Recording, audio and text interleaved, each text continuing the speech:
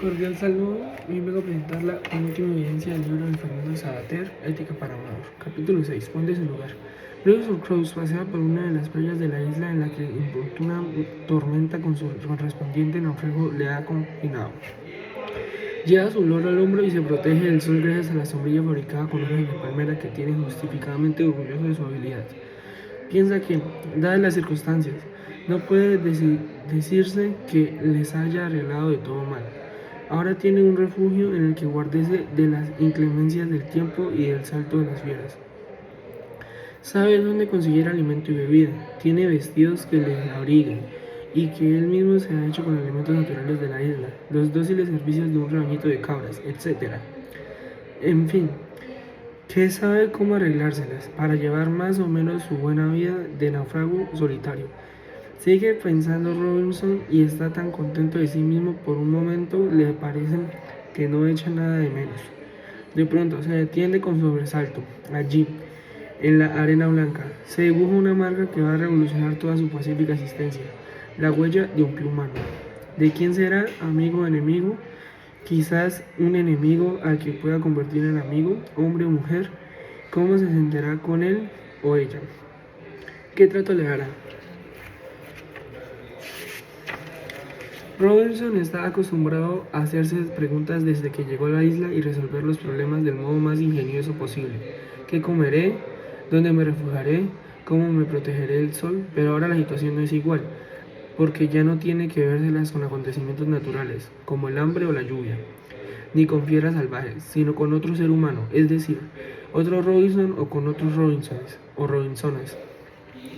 Ante los elementos o las bestias, Robinson ha podido comportarse sin entender a nada más que su necesidad de supervivencia.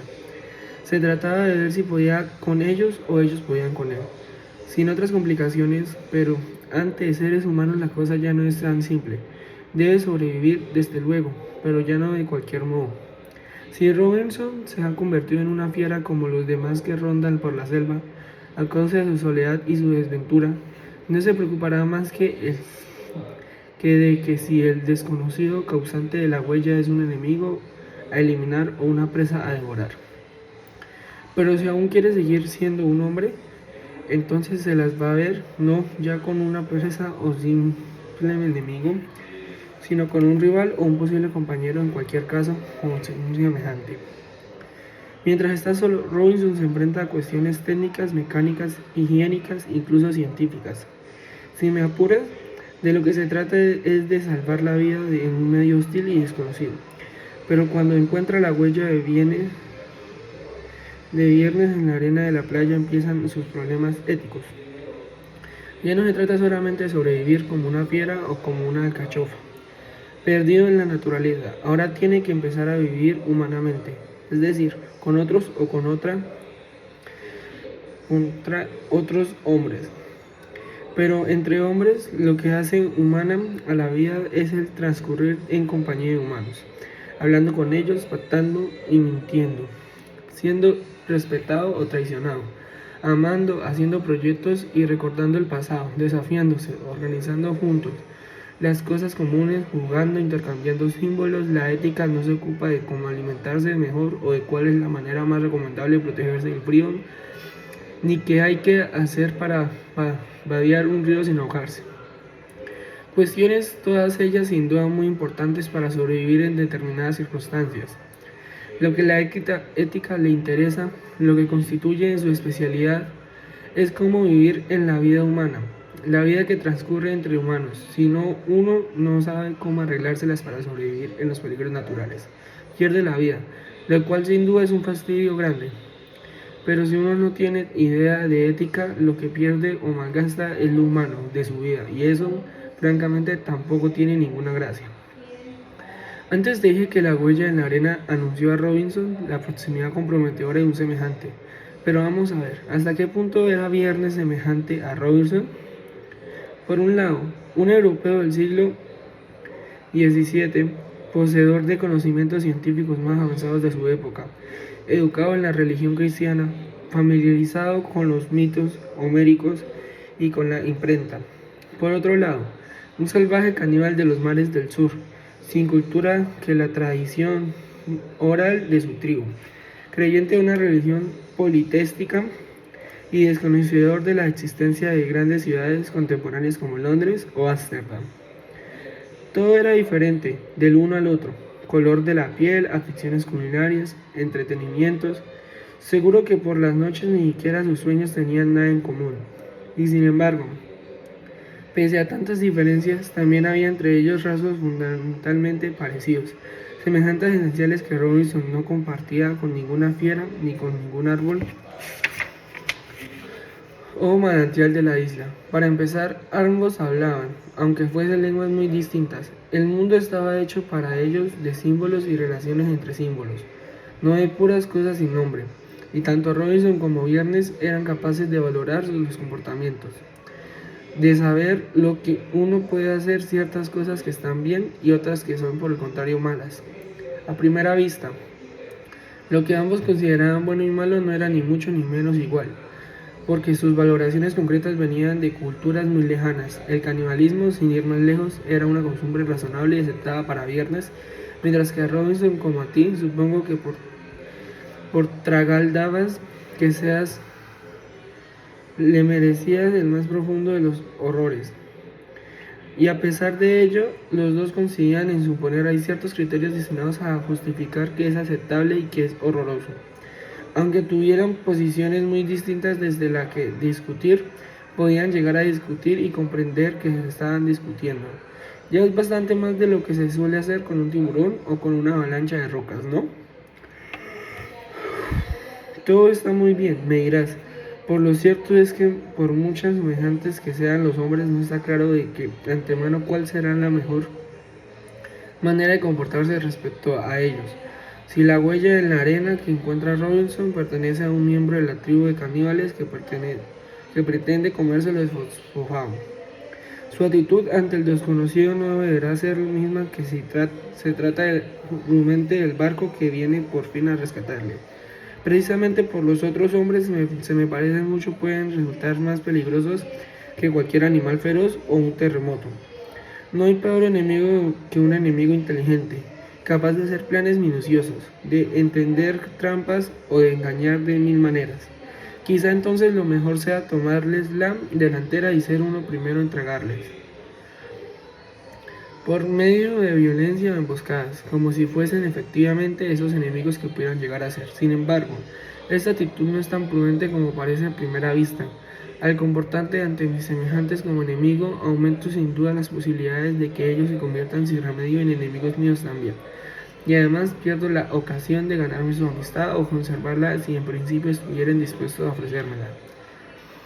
Mira ese otro tipo de posible que nuestros peligrosos semejantes. Marco Aurelio fue emprendedor de Roma y además filósofo, lo cual es bastante raro porque los gobernantes suelen interesarse poco por todas las cuestiones que no sean indiscutiblemente patriarcas. A este emperador le gustaba anotar algo así como unas conversaciones que tenía consigo mismo, dándose consejos o hasta pegándose broncas. Frecuentemente apuntaba cosas de este Jaez, acudo de la letra. Al llevarme hoy, piensa que a lo largo del día te encontrarás con algún mentiroso, algún ladrón, con algún adúltero, con algún asesino. Y recuerda que tratarles como hombres porque son tan humanos como tú y por tanto te resultan tan impredecibles como la mandíbula inferior lo que es para la superior. Marco Aurelio, lo más importante respecto a los hombres no es si su conducta me parece conveniente o no, sino en cuántos humanos me convienen, y eso nunca debo olvidarlo al tratar con ellos. Por malos que sean, su humanidad consigue con la mía y la refuerzo. Sin ellos yo podría quizás vivir, pero no vivir humanamente. Aunque algún día, y dos o tres, con caries, siempre es más conveniente a la hora de comer contar con una mandíbula inferior que te ayude a la superior. Y es esa misma semejanza en la inteligencia, en la capacidad de cálculo y proyecto, en las pasiones y los miedos, eso mismo que hace tan peligrosos a los hombres para mí cuando quieren serlo. Los hace también supremamente útiles cuando un ser humano me viene bien. Nada puede venirme mejor. A ver, ¿Qué conoces tú que sea mejor que ser amado? Cuando alguien quiere dinero o poder o prestigio, ¿acaso no apetece esas riquezas para poder comprar la mitad de lo que cuando uno es amado recibe gratis? ¿Y quién me puede amar de verdad sino otro ser como yo, que funcione igual que yo, que me quiera en tanto que humano y a pesar de ello, ningún bicho? Por cariñoso que sea, que puede darme tanto como otro ser humano, incluso aunque sea un ser humano algo antipático. Es muy cierto que a los hombres debo tratarlos con cuidado, por si acaso, pero ese cuidado no puede consistir ante todo en recelo o malicia, sino en el miramiento que se tiene al manejar las cosas frágiles, las cosas más frágiles de todas, porque son simples cosas, ya que el vehículo de respeto y la amistad con los otros humanos es lo más precioso del mundo para mí, que también lo soy. Cuando me las vea con ellos, debo tener principal interés en resguardarlo y hasta mimarlo. Si me apuras un poco, y ni siquiera a la hora de salvar el pellejo es aconsejable que me olvide por completo de esta prioridad. Marco Aurelio era emperador y filósofo, pero no era imbécil. Sabía muy bien lo que tú también sabes, que hay gente que roba, que miente y que mata.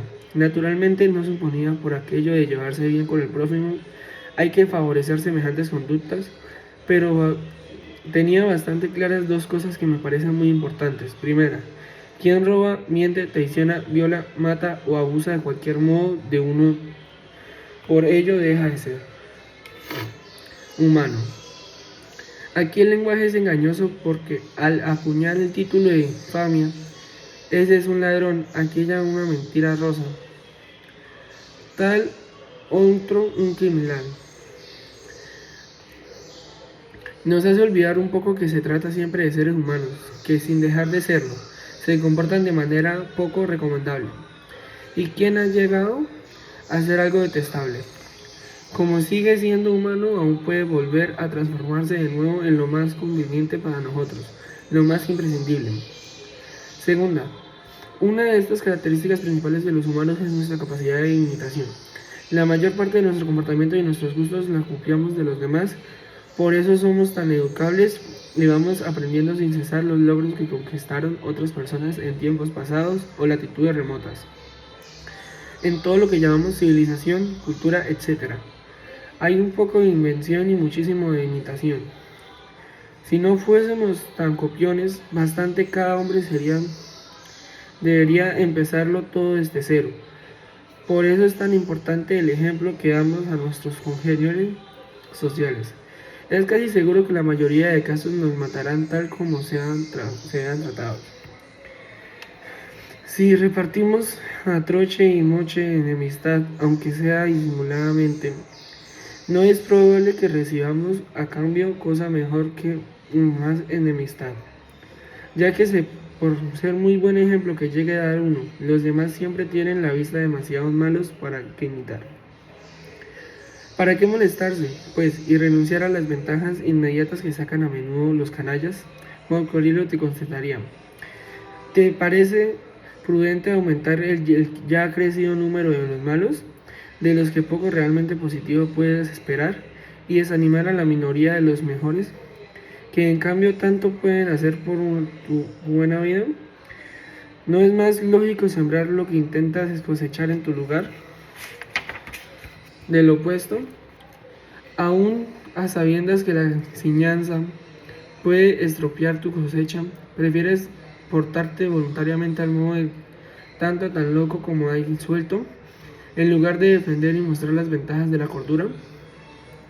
Pero estudiemos un poco más de cerca lo que hacen estos llamados malos, es decir, los que tratan a los demás humanos como enemigos en lugar de procurar su amistad. Seguro recuerdas la película Frankenstein, interpretada por ese honorable monstruo de monstruos que fue Boris Karloff. Intentamos verlas juntos en la tele, cuando eras bastante pequeñajo, y tuve que pagar porque, según me dijiste con elegante franqueza, me parece que empieza a darme demasiado miedo. Bueno, pues en la novela de Mary Wollstonecraft, en la que se basa la película, la criatura hecha de remedios de cadáveres hace esta confesión a su ya arrepentido inventor. Soy malo porque soy desgraciado. Tengo la impresión de que la mayoría de los supuestos malos que corren por el mundo podrían decir lo mismo, cuando fuesen sinceros.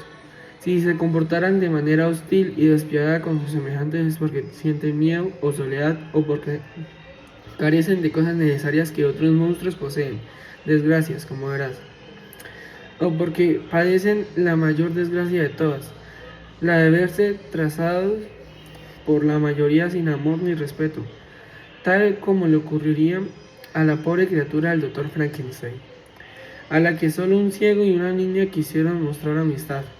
No conozco gente que sea tan mala de puro feliz ni martirice al prójimo como señal de alegría. Todo lo más. Hay bastantes para que estar contentos necesitan no enterarse de los padecimientos que abundan a su alrededor y de algunos los cuales son cómplices. Pero la ignorancia, aunque esté satisfecha de sí misma, también es una forma de desgracia. Ahora bien, si en cuanto más feliz y alegre se siente alguien, menos ganas tendrá de ser malo. ¿No será cosa prudente intentar fomentar todo lo posible la felicidad de los demás en lugar de hacerles desgraciados y por lo tanto propensos al mal? El que colabora en la desdicha ajena o no hace nada para ponerle remedio, se la está buscando.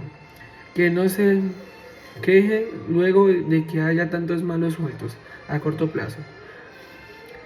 Tratar a los semejantes como enemigos o como víctimas puede parecer ventajoso. El mundo está lleno de pilines o descarados canallas que se consideran sumamente astutos cuando sacan provecho de la buena intención de los demás y hasta las desventuras.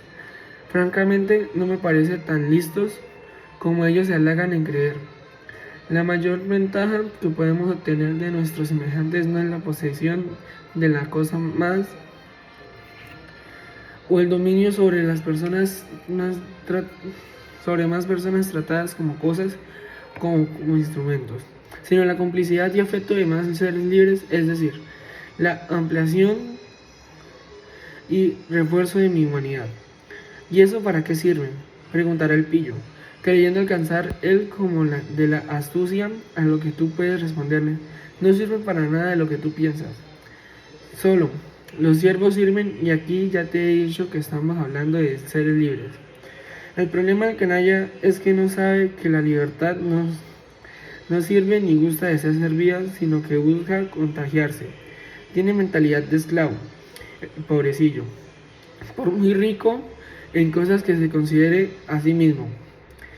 Y suspira luego el canalla, ahora tembloroso y reducido a simple pilín. Si yo me aprovecho de los otros, seguro son porque los otros que se aprovechan de mí. Es una cuestión de ratones esclavos y leones libres. Con las debidas reverencias para ambas especies zoológicas de mi mayor consideración. Diferencia el número entre el que ha nacido para ratón y el que ha nacido para león. El ratón pregunta, ¿qué me pasará? Y el león, ¿qué haré? Número 2. El ratón quiere obligar a los demás a que le quieran para así ser capaz de quererse a sí mismo. Y el león se quiere a sí mismo, por lo que es capaz de querer a los demás. Número 3. El ratón está dispuesto a hacer lo que sea contra los demás para prevenir lo que los demás pueden hacer contra él. Mientras que el león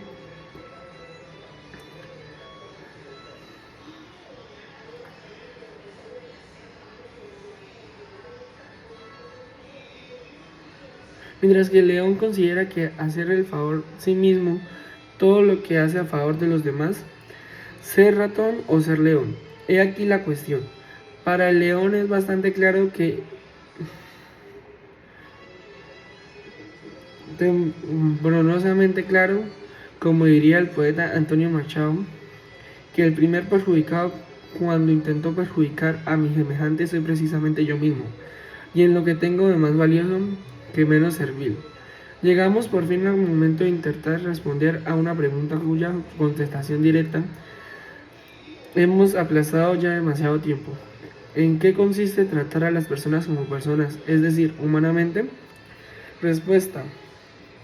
Consiste en que intentes ponerte en su lugar, Reconocer a alguien como semejante aplica sobre todo la posibilidad de comprenderla desde dentro, de adoptar por un momento su propio punto de vista. Es algo que solo de una manera muy novelística y dudosa puede pretender con un murciélago o con un genario. Pero, ¿en qué cambio se impone con los seres capaces de manejar símbolos como yo mismo? A fin de cuentas, siempre que hablamos con alguien, lo que hacemos es establecer un terreno en el que quien ahora es yo sabe que se convertirá en tú, y viceversa. Si no admitiésemos que existe algo profundamente igual entre nosotros, no podríamos cruzar ni palabra. Allí donde hay cruce, hay también reconocimiento de que, de cierto modo, pertenecemos a lo influyente y lo influyente nos pertenece y es aunque no sea joven y el otro viejo, aunque yo sea hombre y el otro mujer, aunque yo sea blanco y el otro negro, aunque yo sea tonto, el otro listo, aunque yo esté sano y el otro enfermo, aunque yo sea rico y el otro pobre. Soy un palo, dijo un antiguo poeta latino, y nada de lo que es humano puede parecerse ajeno. Es decir, tener conciencia de mi humanidad consiste en darme cuenta de que pese a todas las más reales diferencias entre los individuos, estoy también, en cierto modo, dentro de cada uno de mis semejantes para empezar como palabra. Y no solo para poder hablar con ellos. Claro está, ponerse en su lugar de otro algo es el comienzo de toda comunicación simbólica con él. Se trata de tomar en cuenta sus derechos, y cuando los derechos faltan, hay que comprender sus razones, pues esto es algo que a lo que todo hombre tiene derecho frente a los demás hombres. Aunque sea el peor de todos, tiene derecho humano a que alguien intente ponerse en su lugar, comprender lo que hace y lo que siente, aunque sea para comprenderle en nombre de leyes que toda sociedad debe admitir. En una palabra, ponerte en el lugar de otro es tomarle en serio, considerarle tan plenamente real como a ti mismo. ¿Recuerdas a nuestro viejo amigo el ciudadano Kane o a Gloucester? Se tomaron tan en serio a sí mismos que tuvieron tan en cuenta sus deseos y ambiciones, que actuaron como si los demás no fuesen verdad, como si fueran simples muñecos o fantasmas. Lo aprovechaban cuando les venía bien su colaboración, los desechaban o mataban si ya no les resultaban utilizables. No hicieron el mínimo esfuerzo por ponerse en su lugar, por relativizar su interés propio para tomar en cuenta también el interés ajeno. Ya sabes cómo les fue. No te estoy diciendo que haya nada malo en que tengas tus propios intereses, ni tampoco que debas renunciar a ellos y por siempre para dar prioridad de los de tu vecino.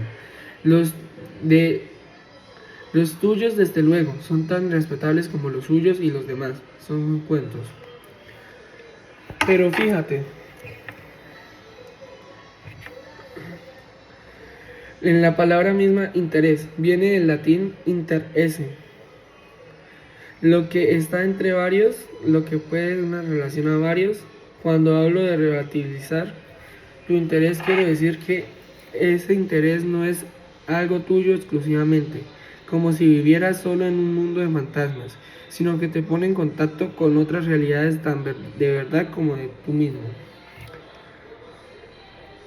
De modo que los intereses pueden tener su relatividad, salvo un interés, el único interés absoluto del interés ser humano entre los humanos, de dar y recibir el trato de humanidad sin que no pueda haber buena vida.